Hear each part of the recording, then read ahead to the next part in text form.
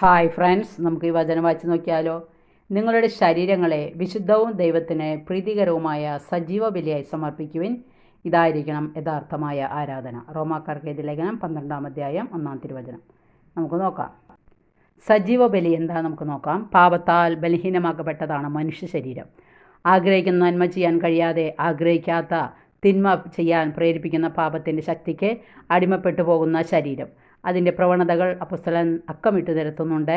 അസന്മാർഗികത, അശുദ്ധി, മനക്ഷോഭം, ദുർവിചാരങ്ങൾ, വിഗ്രഹാരാധന, തന്നെയായ ദ്രവ്യാസക്തി എന്ന് എടുത്തുകാട്ടുന്ന ശരീരത്തിൻ്റെ ബലഹീനതകളെ ആത്മാവിൻ്റെ ശക്തിയാൽ കീഴടക്കണം.